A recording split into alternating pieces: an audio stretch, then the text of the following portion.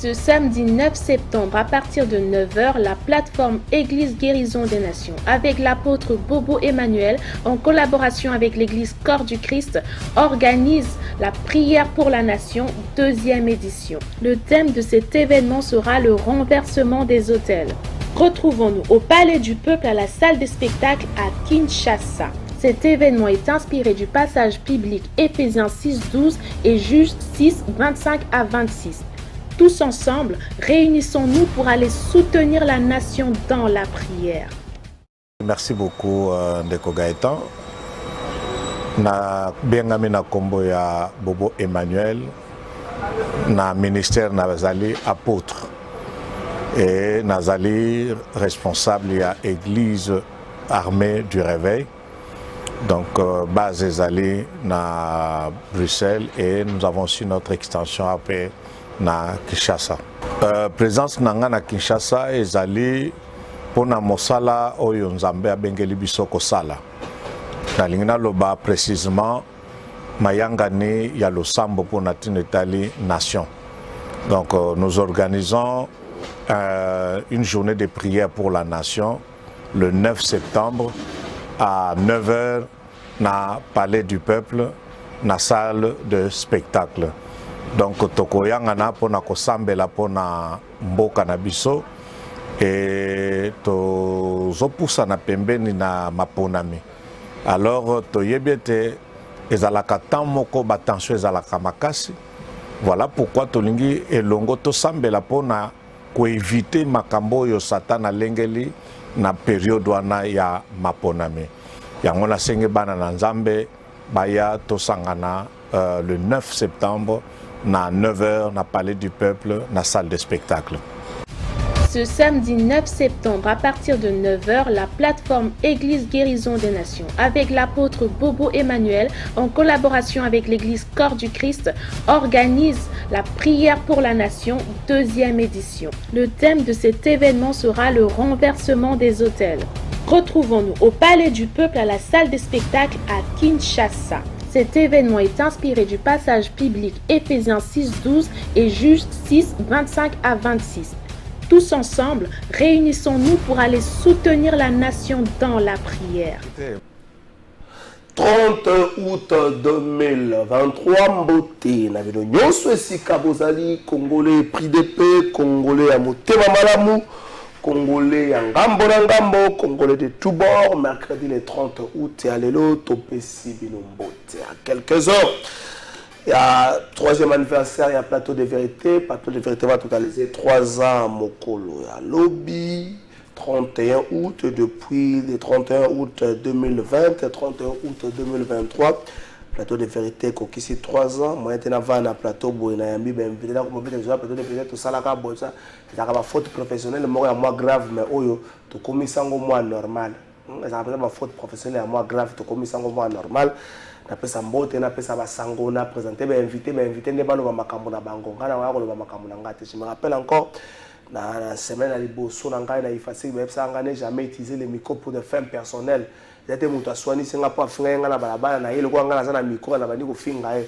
C'est la faute professionnelle moko grave oyo ba ba journaliste mingi ba yebi yango ba commission normal muto moko bo wela ki mwasi kuno ye na micro bo logo za na micro to za na plume bandi ko tirer aux autres trouver normal. Et ça ma faute moi grave bon tout ça ndenge ni Congo to tambola mo ba ndenge nango omona boye menizia sala ka bakita malonga te mais ayebi musala négligence o memeka sala ka bakita malonga te komona boye o policier na poste azo négliger yango azo sala contrôle malamu te ayebi na ye mais azo sala makambo na ndenge za ba pe mo ba côté obscur ya Congo to sala komona politicien ka ko loba ka ko s'attaquer na baninga. Kaka muninga soka lobibo il est contre il est haineux net soka la politicien parce que la phrase on a ba haineux faut comprendre qu'intellectuellement ba faible parce que les gens qui réfléchissent va place à ba haineux wana za ta muninga teli au poison ta luka bo maote bozo kabulaka makanisa na point de vue contraire haine ou teli wapi qui vous a dit haine za na kata ba réflexion donc les amis qui makambo tous au moins na Congo za ngo ba rater parce que ça ba rater ce qui est important c'est que ça ba rater mais to commissaire ngo normal coup d'état militaire na Gabon, militaire Jubo Konzi à l'annonce, il y a un résultat de l'élection 2023 oyo te ko salema publication salama ki mokola lobby et pesa ki makasi to pèse misaki Ali Ben Bongo comme président de la République aussitôt annoncé moi tamoko ba militaire bango na bosomo na bango télévision et kati moi 5 minutes militaire ba koti ba annoncer que ba vandisi ba suspendre nyonso ba suspendre ba résultat ba suspendre ba institution ba bi fin à régime ya Gabon faire régime ya Bongo na Gabon ba militaire ba jouer pouvoir président Ali Ben Bongo esika zali na minute ezoye banate kadima na bango pe on dirait ba militaire bazana ye kadima na bango pe na ko comprendre que président est na bango kuna bon mo na pourcentage ba pesa yo Ali Bongo adversaire na ye wana aussitôt annoncé ba militaire va récupérer le pouvoir. Est-ce que ce vent qui souffle en Afrique depuis un certain temps ezali mopepe ya sika ba africain ba telemi parce qu'il faut que le coup d'état en Afrique yaka déjà ba début 60 ba coup d'état yaka vandi parce que c'est que moi semblant démocratie et côté Afrique ça la démocratie moko solidité démocratie Afrique ça moi na ba faille belé est-ce que mopepe oyo ya sika oyo ezali po bato bazali na pouvoir en Afrique bazali ko gérer mabe bazali ko s'éterniser na pouvoir ou encore pour organiser ma belle élection à Bango. Parce que à Gabon, au sorti des élections, l'élection sera publiée, le résultat de militaire va maîtriser. Est-ce que la mauvaise organisation des élections est vrai comme ma biso, par exemple, ma biso africain, la phase il y a un coup d'état, je ne parle pas du Congo, je parle des Africains. Parce que la Gabon, c'est une élection.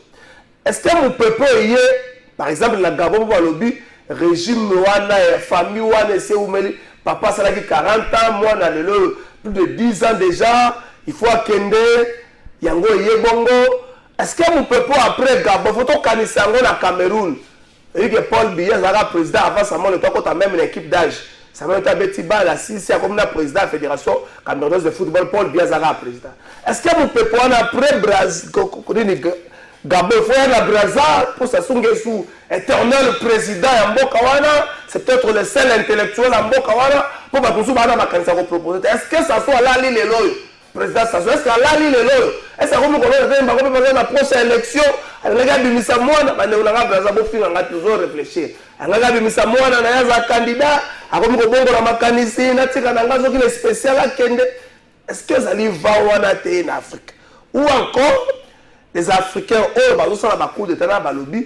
ça n'est de trop avec l'imposition à monde occidental. Peut-être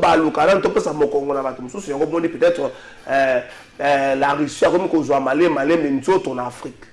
Donc, on peut réfléchir dans une émission l'élection, la convocation électorale pour la présidentielle à partir du 9 septembre et le 8 octobre. Ma condition est pessamée, ma condition est gravité. Diplôme universitaire, expérience, plus de 5 ans, casier judiciaire, il y a un problème, il y a vierge, attestation de nationalité, il y a nationalité, il y a gravité. Donc, nous avons la candidature à l'Isanga Bonganga, nous avons la candidature président, nous avons un avocat, maître, constamment, nous avons un candidat, nous avons la présidentielle. Il faut que nous tic. Bon, on commence à peut-être la pensée. Vous voyez, vous savez, ma quelle est pour comment on peut nous tic à la candidature. C'est que vous nous avez déjà tic. C'est ça, il faut tic. C'est ça, il faut tic. Nous avons besoin de pour nous baron parce que nous on a l'unité à congrès la nouvelle les salamina on te est-ce que nous sommes candidat n'habite. Et place au monde la musique on a non chani peut faut tic. Tu es notre la députation provinciale. Ah, et nationale plutôt na Lukunga. Est-ce que vous avez ça on dit ma soirée ça 100 000 tours no echani ah venanga mo d'invite ça on dit ma soirée ça 100 000 bon to ko bega mo ke kolobela ngone émission na biso mukula lelo Kinshasa to ko tika yote Kinshasa to kolobela yango Ngobila l'homme fort Ngobila l'homme fort Ngobila est fort pourquoi parce que assemblée provinciale les a faibles Ngobila est fort parce que Bakinyo baza ba ignorant Ngobila est fort parce que les députés provinciaux, les députés Moussa na Bango, Ngobila fort parce qu'ils ont géré Malamou, Ngobila fort po te kini bo peto to zo mona ngona nzela ngobila za fort po sokola Kinshasa komati na suka ngobila za fort pour banditisme urbain à maîtriser en gros, c'est vrai si la carte na mokili mais à maîtriser en gros en deçà à 50%, ngobila za fort pour être parti politique na ACP et ça la musala makasi et vandi ça bien installé ça ba kambia bien ngobila za fort pour na nini bandeko bana plateau za question liboso na kotona ba ngobila za fort pour na nini est-ce que ngobila za fort selon yenga lo barake c'est un ancien ami à chef de l'état ngobila za fort pour na nini ya kotona bandeko des invités na émission na biso ya mokola lelo ndeko Christian Mbouyi et puis ndeko Claude Ngoma bandeko bazana makanzi bazo kanisa bandeko bwaka na ba service bone bandeko so bazo analyser bokoma ka kozaka ka to selo yo ka ndeko kotala imaka mabe non ba analyse au père ko batela on a iseka bokoma ka abezi Jacques Abula Mbote Jacques Abula na pension Mbote na kusalimia mkubwa kusalimia kisasa za kana bandenge nango mesana ngo kanga balabala na ona Lubumbashi zo ko bivendesi ya bloquer balabala bato bakota te bloquer balabala yo na mesana kisasa za kabongo ngo bila bloquer balabala te kabula bloquer balabala ya Lubumbashi a bloquer so vendesi au katsa te a bloquer na tuni police bozo bloquer le kamwe balabala ekomi ayo non de kokolo bate a za kana ka kabongo police ngo senga de kokolo bate kisasa za kabia yo ça ino ko ke na yo kozonga bate babandisi wate oza muyeji dete na oza komoko kaza est-ce que na komi muyeji dete Jacques Abula les géants du Katanga ça c'est ça bien moko zo moko to mesana ngo ko kende tango bimi kisa la principe la boyo ko ba ko la ko ba antivalente côté on a la pour photo bimi attendez comment moto Christian Mbouyi na passion beauté. En tout cas, merci Ndeko Trésor, Nayami Mbotenayo. Merci pour l'invitation au Presibiso. Le loto ya Kabola Makanisi. Na biso na ba peuple congolais na pesi mbote na ko débatteur na ngai. Système à gao botika ngote. Non, gao aussi na lobango déjà. Na tout na so botika. Na tika ngopani. Gao eza symbolique. Ça ça là yo ndongo lobango za ya musala ni mocha ko mingi veste cravate. Bon, en fait, veste et cravate. Veste et cravate, ça va pour le plateau. Yango est juste pour nous repérer sa image que les Congolais baza ba valeur. Parce que le fait de bien s'habiller aussi fait partie, il y a qu'on prouver tout que nous incarnons aussi des valeurs. C'est dans ce sens-là. Tout là, t'as moi bien pour nous l'accès que malgré Fachazo ça l'effort pour nous améliorer ko bunda ko bomisa makambu pour tout l'accès batu que notre régime n'a bu en place et zo bunda pour améliorer social la congolais. Alors il faut la telamba pas souka. Tu na la salité mais sur la salité imagine on peut ça pour un régime n'a bu. Que notre régime yanzala régime ya pas besoin quoi. OK, Félix Tshisekedi quoi qu'il n'a pas tout fait mais il essaie un peu de faire pour améliorer. Alors on a peut-être fait sa beauté na présidente il appartient à AADC AADC Maman Adèle Kabena, na président, na ministre d'État Alexis Gisaro, azali ko lembate ko sala musala na vision mokonzi mboka na pesimbote na DG ya ACGT Nikonzao, les jeunes managers. Il est vraiment un warrior. Ça musala. C'est premier ministre moi avec alobasu expression ngote maman. Yo mo accompagne ke warrior zaki na habite so zaka na boule ya fali.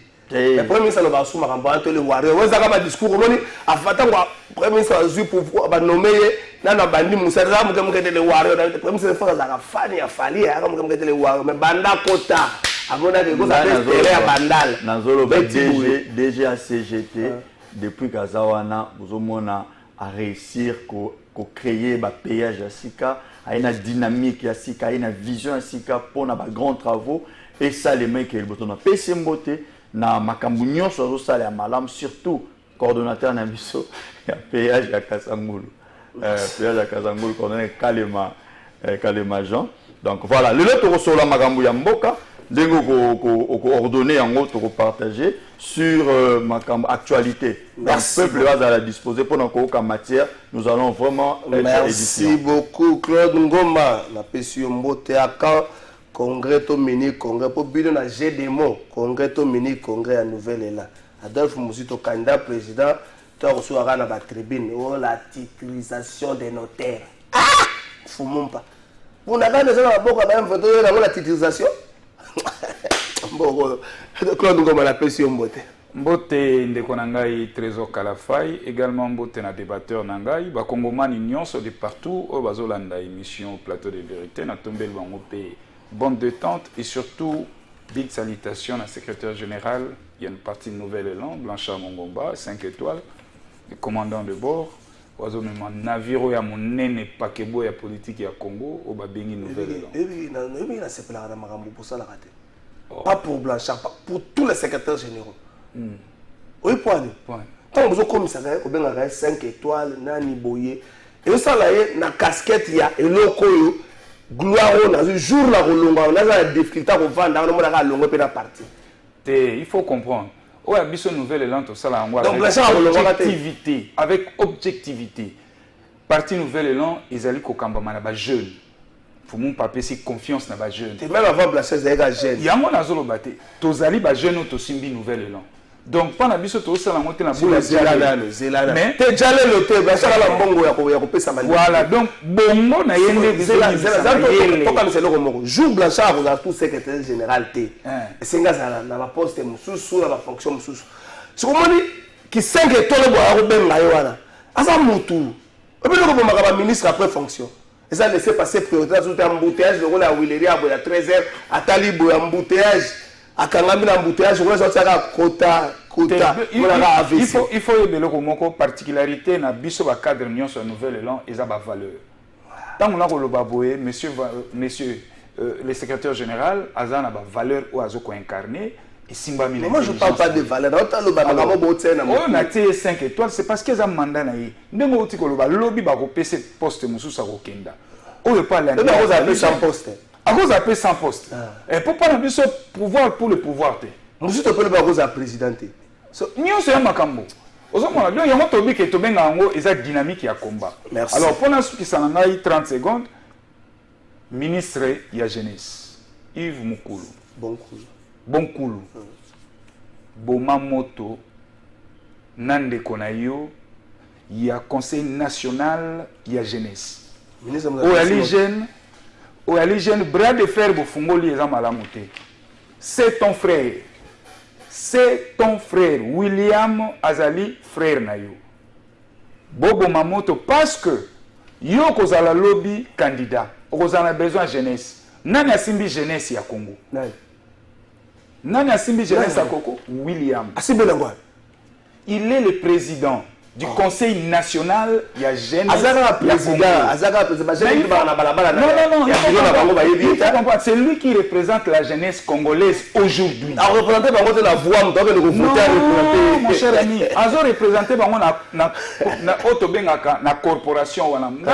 Le son a plateau na conseil communal, il y a jeune, il y a jeunesse na matiti na bandango depuis 2000. Mais non, Lelo Fachazo représenté par Congolais. Il est président, non? Président a pris un mandat. Mais il n'est pas un mandat. Il y a un enseigné que Batia na Segere ya na tina mon côté. Ministère wana et yo simbi ezali ya jeunesse. Bozala na climat ya malamu. Botika o abendi boy o azongisi boy. Ngana ali kulutu yango na pesi bino lité ya wana. Longola o ozwaki décision à mibale. Pour les autres, na position ya mabe. C'est comme si quelque part au télémela moi la procédure judiciaire. Il y a malamouté, tobo mabiso nyonso ali ba jeune. Merci Claude Ngoma, Christian Bouyi. Là on est sur la force il y a Gentini Ngopela na Kinshasa. C'est parce que les Kinois sont distraits, les Kinois sont conscients, le gouverneur est fort, l'assemblée provinciale est inexistante, des députés distraits. Ou c'est parce que le gouverneur s'est dit être l'ami du chef d'État. Là, on est sa force en gouverneur. Avant Loba, nous allons répondre à la guerre entre le ministre de la Jeunesse et le président du Conseil national de la Jeunesse. William Mukambila. William Mukambila. William Mukambila, il faut que les places. En tout cas, je salue la décision du ministre de la Jeunesse, Yves Moukoulou. Falongola William Mukambila. Et puis, communicateur, il y a CCN, Union Sacrée, le collectif de communicateurs de l'Union Sacrée pour la nation. Une fois, tant que jeune, William Gambila a convoqué Bissot parce qu'on devait communiquer, on devait participer aussi dans l'activité.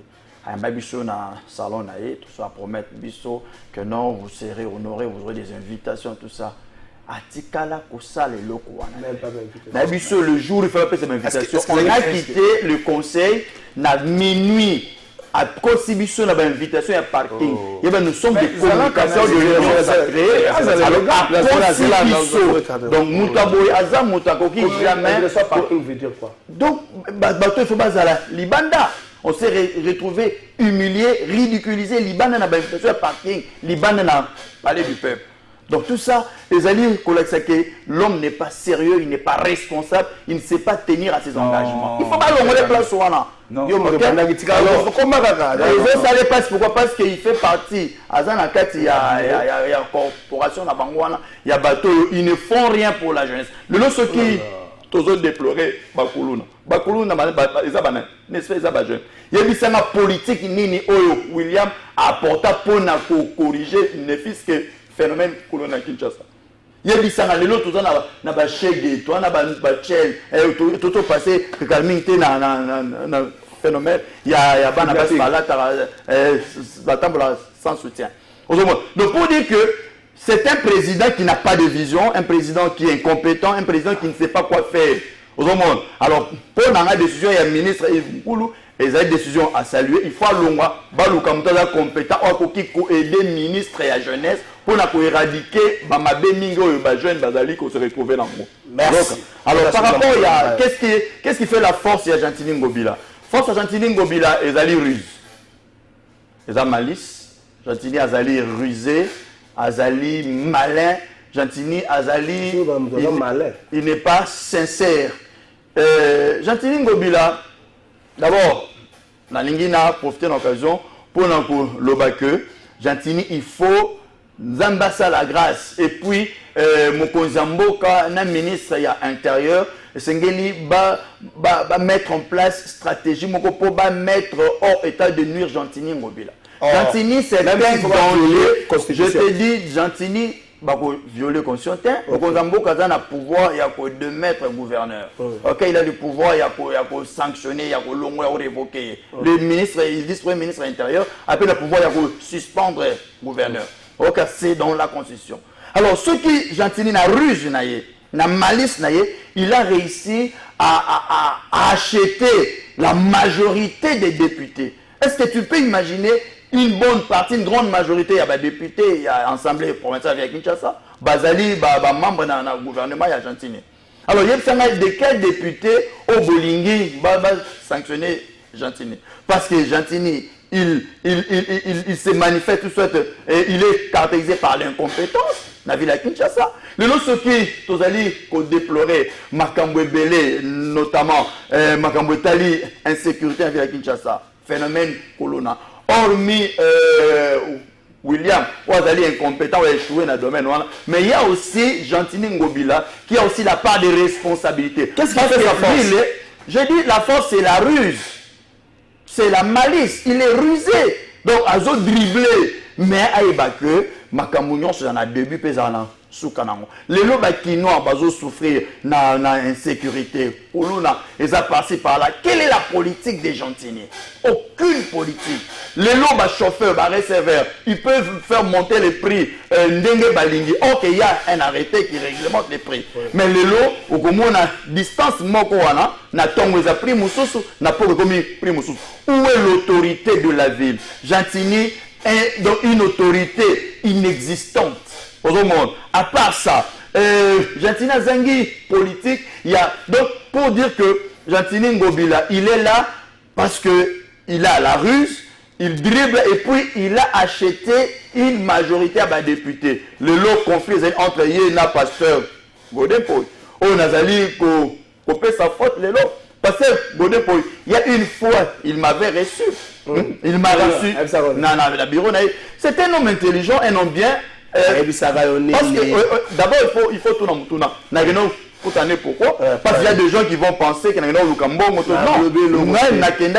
na projet, il y a un programme, il y a lutte contre l'insalubrité, il y a Ville à Kinshasa. Maintenant, là qui sait, Nabi président, Bissos Toza, Congolais, tout le monde Mokonzamboka assisté à l'opération, il y a lancement, il y a Kinshasa, Bofet.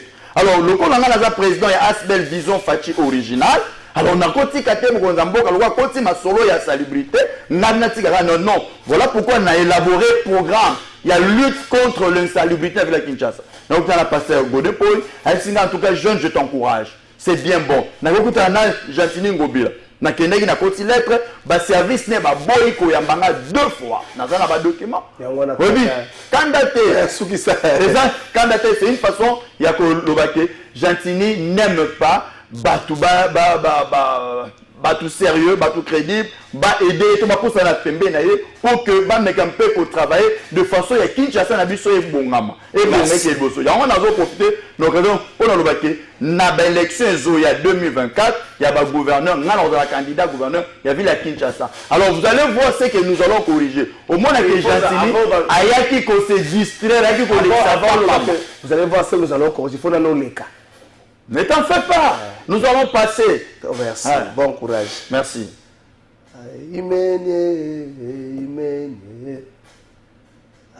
Claude Ngoma. Qu'est-ce qui fait la force de Jantini? Selon Christian Bouilly, c'est la ruse. Jantini était malin, j'aime pas à propos malin, surtout dans la langue penzate.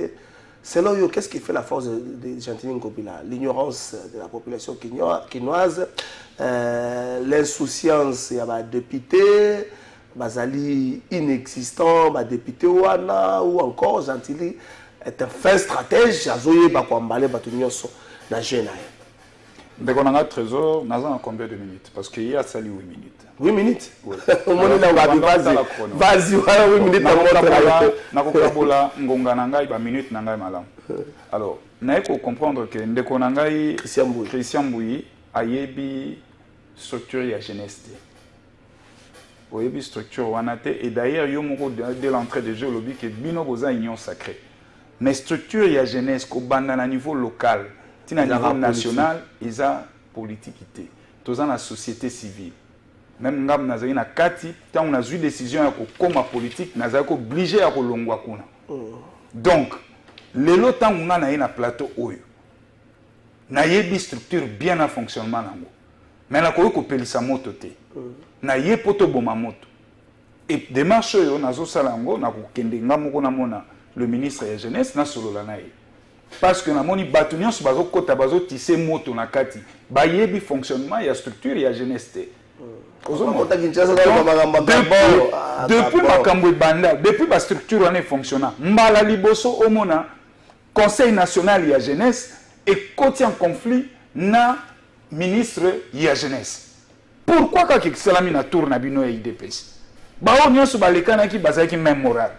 Pourquoi? Parce que un ministre ya jeunesse faut ébaquer Conseil national à la jeunesse et ça nani corporation moko transversale à côté de sport et loisirs à côté de la jeunesse à partout. Donc même le mandat chef de l'État soit l'ingozo deuxième mandat il doit s'appuyer sur la structure wana. Donc kolobate que William c'est un incompétent sur le baya kuluna yema mba kuluna italien nani. D'ailleurs des jeunes. Mais oui, mais c'est comme ça que maintenant le gouvernement a la lourde mission il y a côté ba moyen na conseil national à la jeunesse pour le conseil national a la moyen ba politique na yé.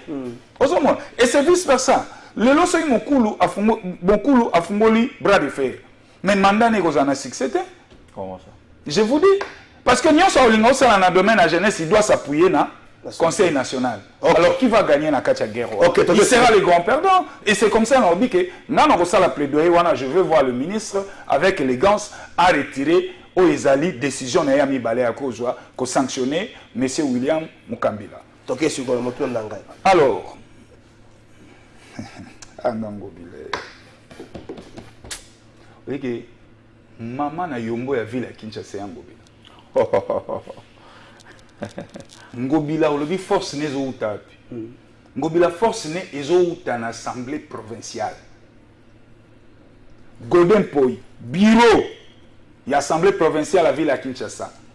plus quelques députés ont acquis à la cause de Ngobila. Bango anande basimbi Ngobila. Oh dribbler, te. Oh te malice, azan russe te. Azan stratège. L'air à côté à comprendre que bokonzi nanga pona vendre nango pona sous-traiter ba députés provinciaux na bureau. Rappelez-vous 2020 Babouki Zando. Tobandi ko insister sur Ngobila a retiré décision na Ewan. Nani abimaki na première ligne de défense à Ngobila, c'était Godin Poy. C'était Godin Poy, le pasteur Sapeur. Alors que basant la séparation à pouvoir. Mais au monarchie que un président y a assemblée provinciale à la ville à Kinshasa, c'est substitué na porte-parole y a gouverneur. Tala isika li babé à ville yali. Na kenena histoire. Jean-Marc Kabound, avant Bakangaye, ba de choirier dans le Parlement, alobaki déjà que la ville n'est pas gouvernée. Néron bangamoy, fuma bangamoy. Alobi na biso que dilapidation ya mosolo ya ville ezo ko salema na niveau moko bokoki ondimate. Mukeba ya dénoncé. Voilà, même na moko oyo, combien de dossiers na bimisa na mesa? Mais loko moko te. Pourquoi? Tout simplement parce que sur 45 députés, députés provinciaux à la ville à Kinshasa, 35, 48, hein? 48, mais 35 députés, Yangobila. Sous-traita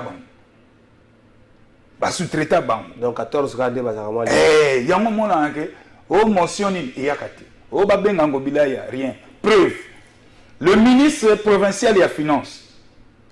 Malversation financière, Titi n'a pas démissionné.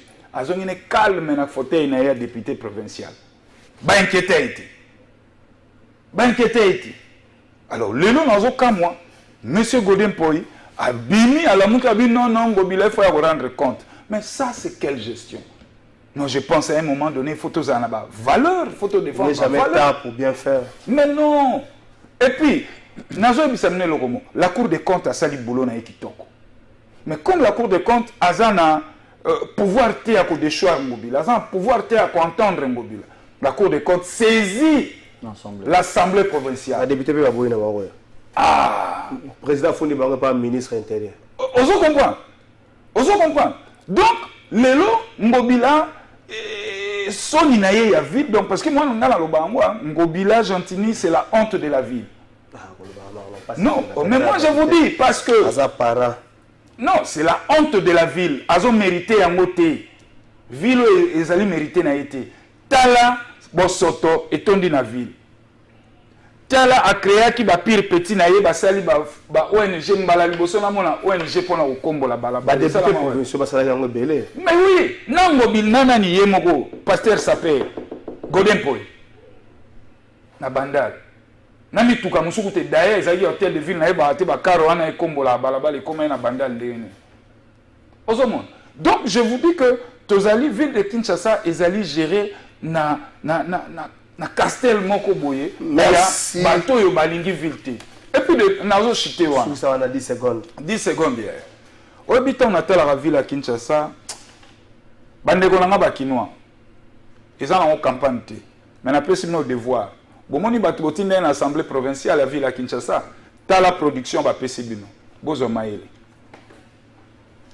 Soy bako siomba la liboso faute eza yote. Faute na mutako seke. Mais soy comme malami balé ami ça tout faute comme est-ce que ba kinois c'est que vous vivez aujourd'hui faute eza ka ya bato bazo kamba bino. To faute comme ya bino. La toni kaka. Bon aussi melanga stylo.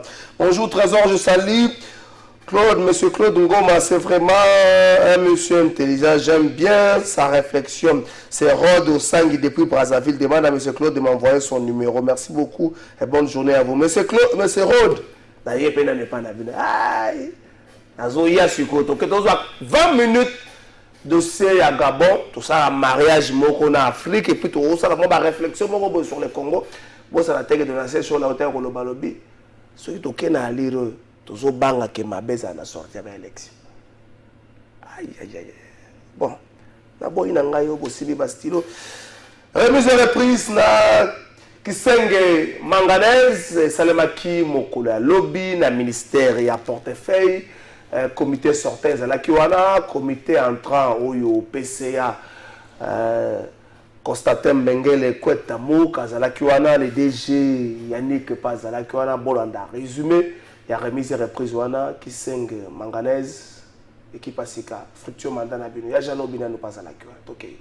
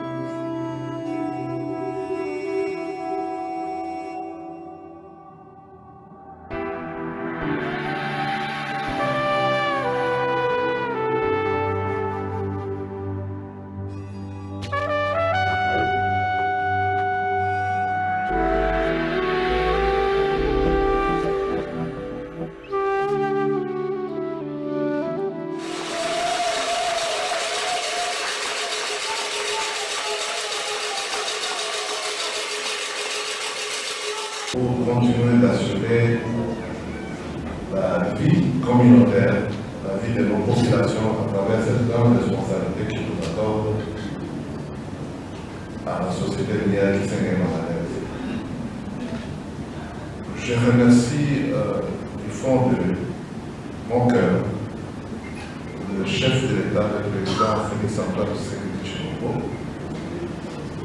qui a bien voulu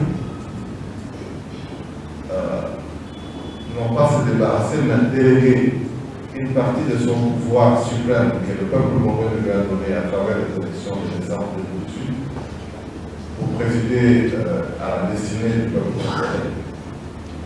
Il a bien voulu nous déléguer une partie de ses responsabilités à travers cette ordonnance qu'il a signée, laquelle ordonnance confie la responsabilité de diriger, nous comme conseil d'administration, avec la direction générale, de diriger donc la société minière Kisenge manganèse.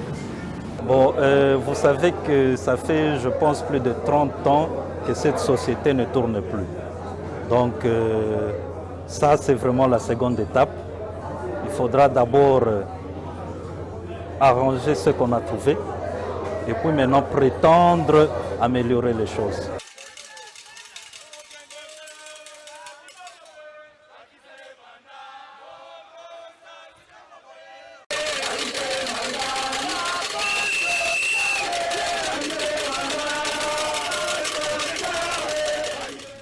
Merci Kisenge manganèse équipe entrant PCA Constantin Mbengele na DG Yannick to basique na boanya na savoir-faire ya PCA Constantin Mbengele mosale ko salema Kisenge manganèse no solo ko mate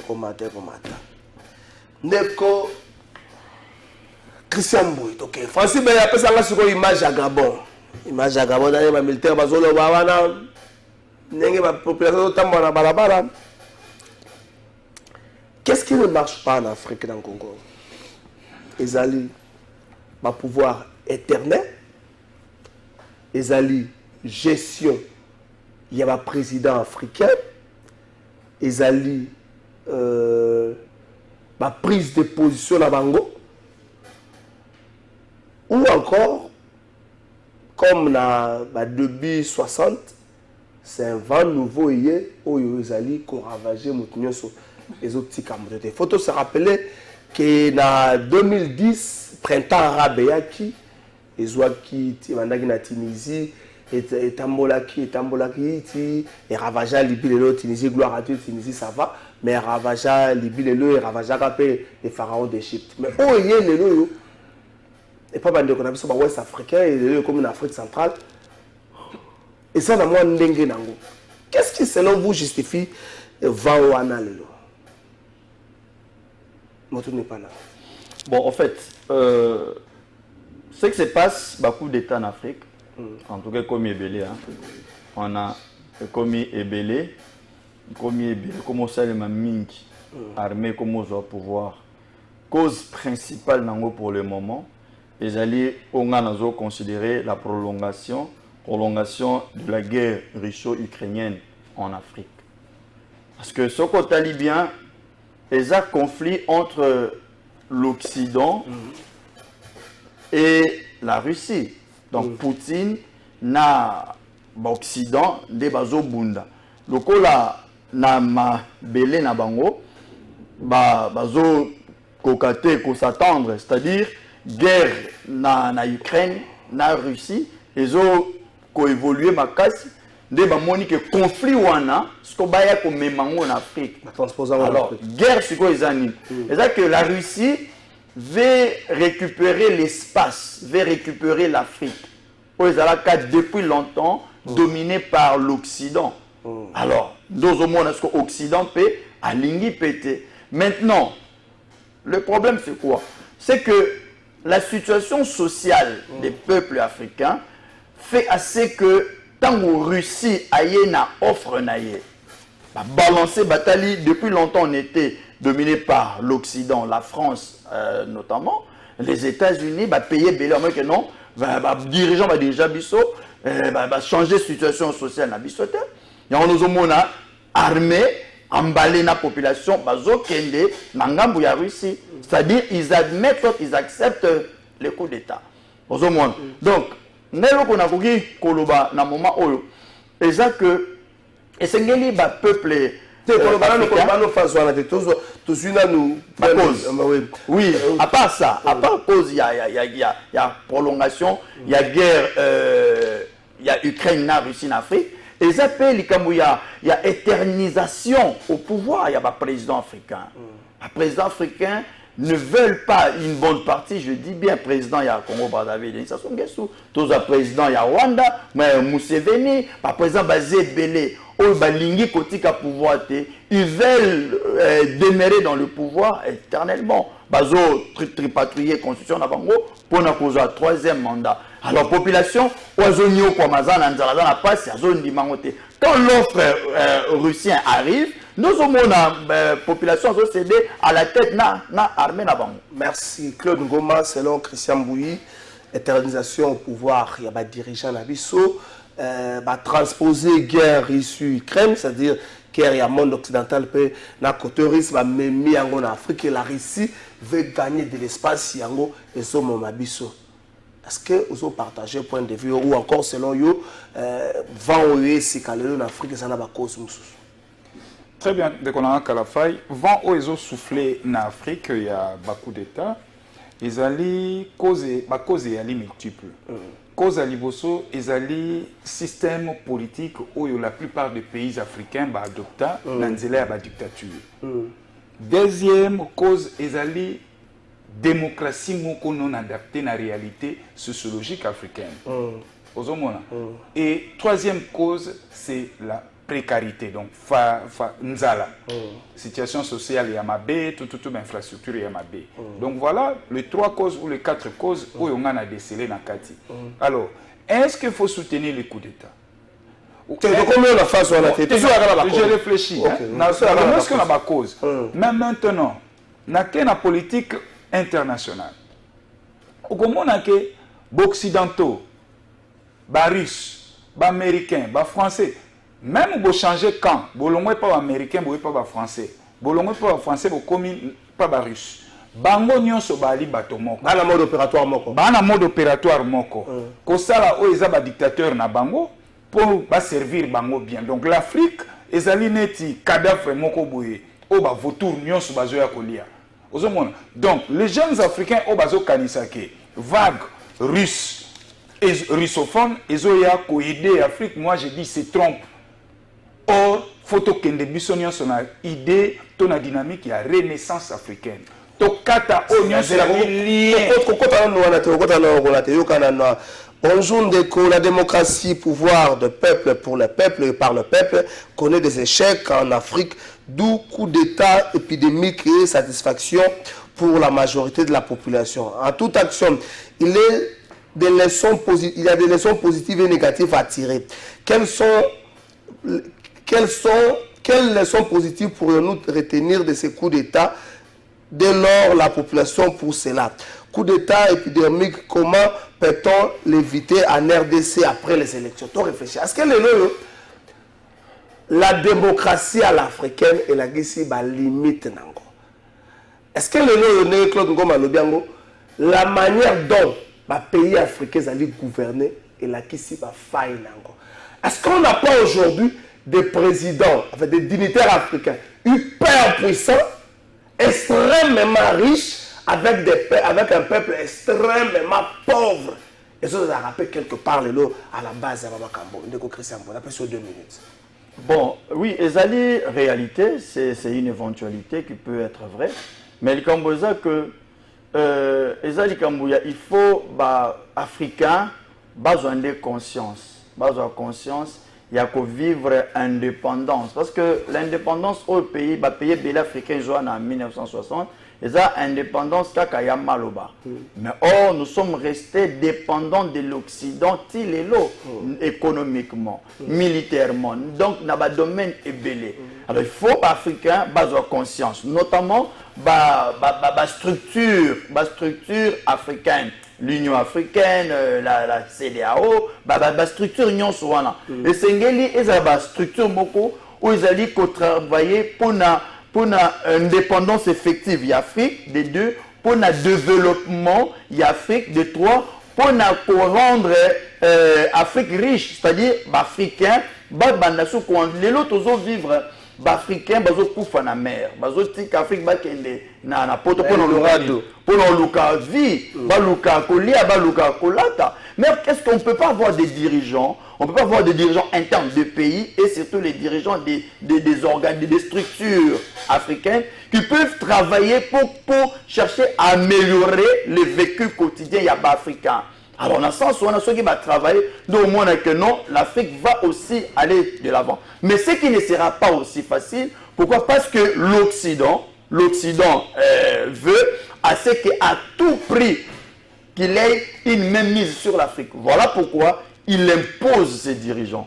Voilà pourquoi il impose des coups d'État. Maintenant, coup d'État n'est pas seulement avec les fils dignes d'Afrique, ce qui est mal. Mais quelque part, on ne peut pas encourager le coup d'État. On ne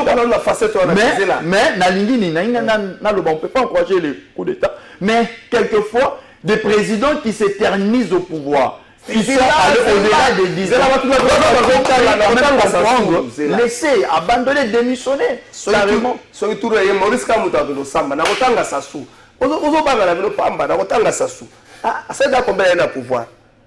Il y a l'unité, parce que ça va pas l'amitié. S'il vous plaît, ça sonne sur. Tu es dans quoi faire? Moi, il y a sonné, tu n'as pas l'amitié. Il y a ça qu'on a pouvoir, mais après tout, quand même, il doit laisser. Claude Ngoma, c'est peut-être sur la renaissance africaine. Est-ce que la démocratie africaine est là qui s'y limite? Est-ce que le fait, en fait, ce qui est mal aujourd'hui, on peut compter des pays comme ça où le président va compter qui est extrêmement pauvre. Il a suffi 2 ou 3 mots pour voir comme extrêmement riche avec un peuple extrêmement pauvre. Et biloko wana quelque part ils ont suscité tel loyo ba penser à comment la bateau wana bazaka les sociétés. So ko tali opulence, na ko mona ba question, so ko tali opulence oyo bande ko tanga comme dignitaire azo vivre nango, o tali précarité au peuple azo vivre nango. Est-ce que renaissance à l'africaine nango besoin de quoi na ndengeni? En tout cas, de Konangai Trésor Kalafai, moi je suis pour la jeunesse africaine, moi-même je suis jeune africain, n'a toujours plaidoyer toujours pour la renaissance africaine.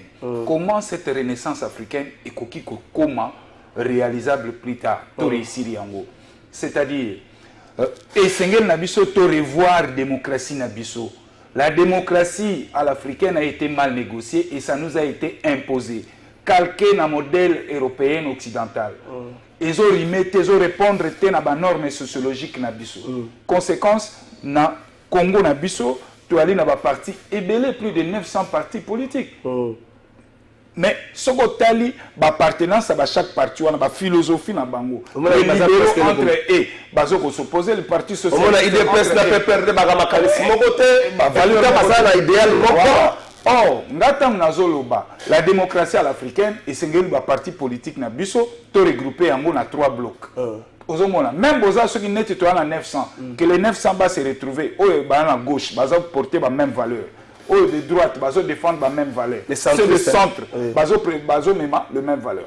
Et que c'est là ce que l'État a subventionné. Mais dans les cas sous examen, l'instabilité politique en Afrique, il y a un même la biso, makambo ya coup d'État. Je disais tout à l'heure, et c'est la biso to katabalien oyo ezoko kanga biso ba pays africains, ils ont freiné le développement la biso na ba occident, na ba pays occidental. Ozomona. Parce que les blancs entre eux ne se mangent pas. Ils ont intérêt. Alors, il y a le trésor comme président Yambouk. Ozu obeli bumuna yo tient la place. C'est une minute à la peine de Christian, après ça fait mon tour. Beaucoup de temps, c'est plus dans des pays francophones. Est-ce que la démocratie, il y a un pays francophone, africain, de la question limite, pour tout ce que le coup d'État, dans un pays anglophone, moko en Afrique, est-ce que ça lit le souci à les Français va continuer à régner tout le monde en Mali, en Centrafrique, sur les pays dits francophones en Afrique?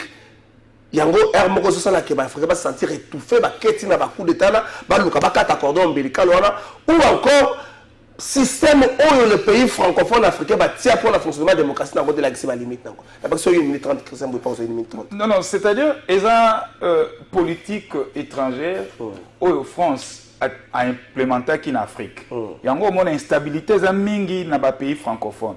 Sauf que dans le bloc anglo-saxon comme l'Ouest, moi, stabilité est pourquoi stabilité est en c'est tout simplement qu'on a vu sur l'Indo-Wana, besoin conscience. Je vais vous donner l'exemple.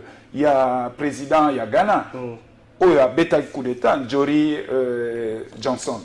A sali coup d'État, à Zaki militaire, Azubo Konza sali 5 ans à réorganiser Makambu, à Poli à Tikake. Ghana, c'est le modèle africain en termes de démocratie. Il y a pas mal de pays, Éthiopie. Lelo, c'est un modèle dans la démocratie. Et ce qui seulement pour redéfinir démocratie, développement dans nos pays bandits. Mais pas dans l'Afrique, ndambo totikali ya baindo, tozali na mignolo na maboko, tout simplement pourquoi? Parce que moto yazo diriger biso aza redevable était na ba concitoyens na ye mais aza redevable vis-à-vis ya ba parents na ye ya libanda et que ceux qui ont meki nyamu ba kolongola yo bazuka aide de camp na yo bati esikawa. Mais est-ce que le peuple rwandais azali mature na ndenge Claude Ngoma lobby na cadre ya démocratie il y a un pays non francophone ou encore azali na maturité na cadre de démocratie à un pays francophone, le peuple rwandais? Bon, répondre, même question est pas là. Est-ce que cette démocratie, il y a un pays francophone et qui est limite là? Problème Ezali, la France a apporté une mauvaise politique étrangère en Afrique. Une politique qui vise seulement à prévenir ou à garantir les intérêts de la France. Partout ici qu'à France à l'écart, à tika peuple wana na misère.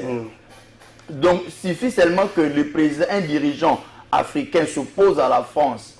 Alors la France va s'organiser pour qu'elle va éliminer les dirigeants. Tout ça, il y a Libye, Kadhafi.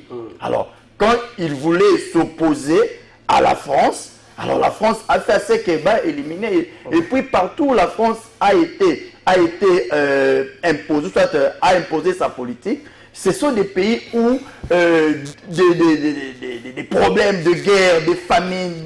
Donc ce sont des pays où il n'y a pas eu le développement. Donc pour dire que cette mauvaise politique de la France qui fait à ce que l'Afrique reste toujours en bas. Nous avons que les Africains commencent à conscience. Alors, les rupture, divorce entre mariage Afrique et la France. Donc, la France n'a pas une bonne politique. Sa politique est d'appauvrir l'Afrique. et que la Russie vient donner quand même, vient proposer quelque chose de mieux, c'est pas donner totalement confiance dans Bango parce que les Occidentaux, Bango nyos dans la politique moko, parce que dans la politique étrangère, dans la diplomatie, c'est question d'intérêt. Alors Bango peut Bango y a un intérêt dans Bango. Mais c'est exact comme il y a pas. Christian, 30 secondes. Crise au Gabon, la malorganisation des élections, ça à la base, il y a un coup d'État. L'armée doit toujours demeurer aux côtés de la population. Bizarrement, dans beaucoup de pays africains, les militaires sont à la solde de politique. Et c'est ce qui fait que la politique va comme à Kotambo, la Likolo, à peuple sous couverture et à armée. Si toutes les armées africaines vont se réveiller pour que l'élection partout dans leurs pays respectifs et les Kanandenge a bien, je pense, coup d'État et Kozalate pour on va respecter les résultats des urnes. Ce qui va élection et les qui malamou. Merci Ndeko, Papi Mandek, la message comme les pays. Bonjour Sassou, déjà 39 ans. Si les coups d'État sont applaudis par le peuple parce qu'ils ont fait plus du mal et ils font la peur. Ils ont la peur de quitter pour répondre devant la justice. John depuis Brazzaville, les pays francophones d'aujourd'hui, devant le peuple qui veut se réveiller. Le message est comme quoi il y a un message c'est émission 30 secondes. Claude Goma pas 1 minute 30 parce que vous déjà 1 minute. Est-ce qu'il faut au banga une mauvaise organisation? Il y a élection. Là je dis biso RDC. Pour évoluer comme les pires, ou encore, on n'a pas la même situation que Bandekouana. 30 secondes. Alors, dans la RDC, pourquoi? Parce que président en place, d'abord dans la première mandat, parce que parmi les causes, c'est l'éternisation dans le pouvoir. Il a payé et a préservé les Africains. Mais le chef de l'État Félix Tshisekedi, dans la première mandat, de deux, il organise les élections inclusives, où il veut à ce que tout le monde soit présent. Mais la démocratie veut aussi que celui qui veut participer aux élections peut participer, celui qui ne veut pas, ne veut pas. Nous avons le cas de Martin Fayoulou, nous avons le cas du FCC, qui a dit non, nous ne voulons pas participer, alors nous n'allons pas les imposer. Alors, par rapport à la RDC, il n'y a pas à craindre. Tout va bien parce que, je vais terminer par là, le chef de l'État est en train d'améliorer tant soit peu la situation des militaires congolais. Merci. On ne parle pas de militaires ici.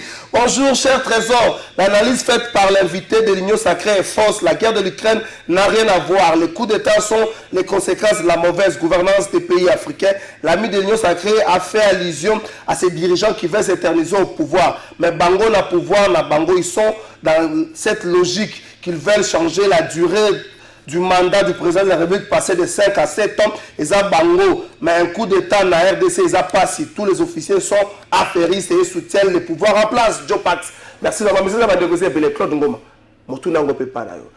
Est-ce que la mauvaise organisation des élections, il faut bangi sa biso lobby na biso ou encore tout ça dans la situation locale à Ouana. Nous allons réfléchir. Bon, d'abord de l'entrée de jeu, tous en bango dans situation de mon côté, tous en bango situation politique de mon côté. Et de trois, il faut te dire, ni les autres occasionner mauvaise organisation et d'élection. C'est justement causant politique et à malamu. Moto a déjà na ba véhilité déjà il y a ba dictateur à ko permettre que ba ponomier ça la malamu. Il y aura toujours des vices na ce processus électoral au wana.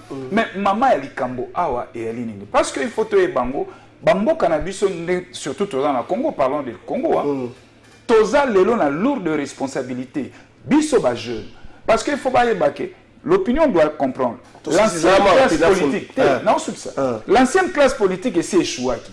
Mosé, Lumumba, Mobutu, et si Bachoua. Tshisekedi. Non, Tshisekedi a papa. Bango Bachoua. Les autres ont la nouvelle classe politique où Ezaki Joseph Kabila jeune, Tshisekedi lelo jeune parce qu'ils ont perdu. C'est tous la bonne génération mon mais plus ça fait les autres bandits qui échoué. Et c'est pourquoi dans la micro on a interpellé encore la conscience et la président de la République. Il est encore grand temps de faire mieux les choses. Parce que bon, nous sommes entourés au conseil. Merci Claude Ngoma, merci Christian Mbouy, merci Van de Kovates, la message de la Vinoise Belé, Hermeto se permettre de réfléchir autrement. Celui qui sali ma bé, pasi wana tokomona yango Congo mobimba soki tosali malamu esengo tokomona yango Congo mobimba nouvellement marié sans amour nouvellement marié otelemi liboso bana osala mzo osala ngalo boko na peso bote oso bali pe oli balo so bali oso sanga lo boko kaka boy yoko pesa mutu mbote ya sika toke na Regina Funda bato Francis ya merci na yo Gaël ya le merci na toke na riche